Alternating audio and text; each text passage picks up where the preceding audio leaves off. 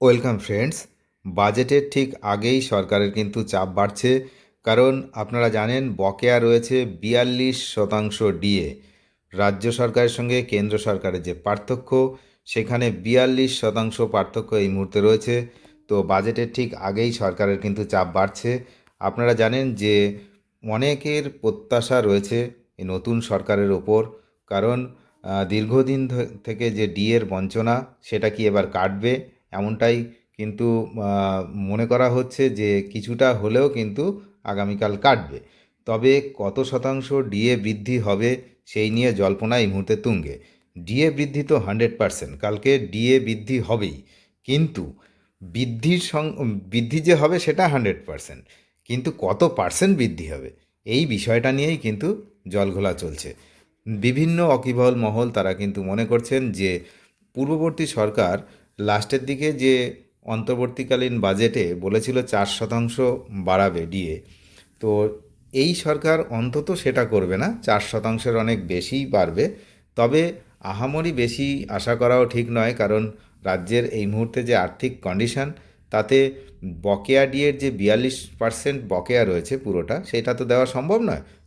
তেমনটা কিন্তু মুখ্য সচিব আগেই জানিয়ে দিয়েছেন যে এই পুরো ডিএ একসঙ্গে দিয়ে দেওয়া সম্ভব নয়। তবে যেটা দেওয়া হবে সেটা আগামী 22 তারিখেই দেওয়া হবে, তার আগে সবাইকে ধৈর্য ধরতে বলেছিলেন। তো যেটা জানা যাচ্ছে যে মোটামুটি 10 থেকে 12% এরকম ডিএ বৃদ্ধির কথাই কিন্তু আসছে চারিদিক থেকে খবর। তবে আগামীকাল না হওয়া পর্যন্ত কিন্তু আমরা শিওর হতে পারবো না যে কত শতাংশ ডিএ বৃদ্ধি হচ্ছে। কালকে রাজ্য বাজেট রয়েছে, বিজেপি সরকারের প্রথম বাজেট। এটা ঘিরে কিন্তু রাজ্য সরকারি কর্মচারীদের যে প্রত্যাশা, সেটা এই মুহূর্তে সবচেয়ে তুঙ্গে রয়েছে। সবচেয়ে বেশি চর্চা চলছে মহার্ঘ ভাতা বা ডিএ নিয়েই। সামগ্রিকভাবে তো অন্য অন্য বিষয় রয়েছে, কিন্তু ডিএটা নিয়েই সবচেয়ে বেশি চর্চায়। তো সার্বিকভাবে গোটা কর্মচারী সমাজ কিন্তু এই দিনটির অপেক্ষায় ছিল এতদিন থেকে। তো সেই দিনটি আগামীকাল আর মাত্র কয়েক ঘন্টা পরে।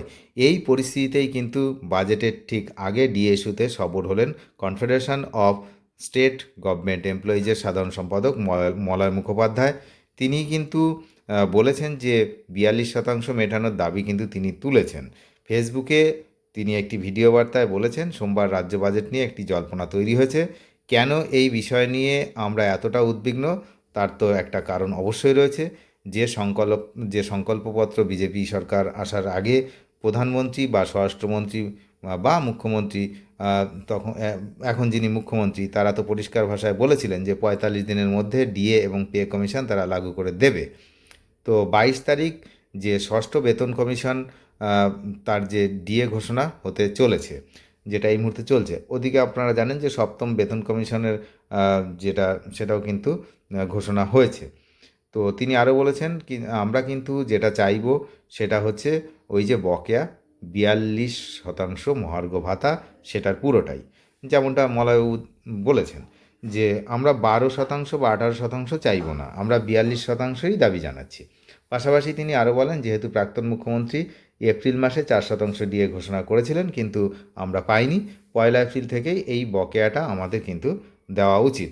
সুতরাং বুঝতেই পারছেন সরকারের কিন্তু চাপ বাড়ছে। 4% তখন পূর্ববর্তী সরকার ঘোষণা করে গেছিলেন, তাহলে সেটা হিসেবে তাহলে এই এতদিনের বাকি আবার একটা বাকি হয়ে গেল, বুঝতেই পারছেন। তো বর্তমানে মহার্ঘ ভাতা নিয়ে কিন্তু এই সমস্ত চলছে।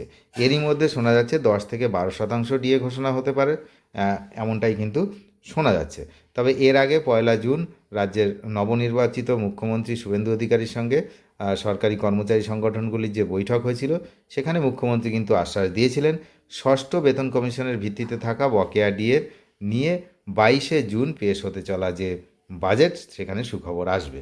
যদিও রাজ্যের আর্থিক পরিস্থিতির কথা চিন্তা করে বকেয়ার 42% ডিএ এক লাফে দিয়ে দেওয়া কিন্তু কোনোভাবেই সম্ভব নয়, এমনটা কিন্তু সবাই মনে করছে। এটা দাবি করলে তো হবে না, এই দাবিটা কিভাবে দেওয়া হবে? 42% ডিএ কিন্তু একসঙ্গে দিয়ে দেওয়া সম্ভব নয়। তবে সরকারি কর্মচারীরা তাদের নিজের যে অবস্থান, সেই অবস্থানে কিন্তু অনড় থাকছেন। সম্প্রতি কিন্তু মুখ্যমন্ত্রী শুভেন্দু অধিকারী তিনি সরকারি কর্মীদের উদ্দেশ্যে বলেছিলেন যে আমাদের কর্মচারীদের সপ্তম পে কমিশনের যে কমিটি, সেটা গঠন করা হয়েছে।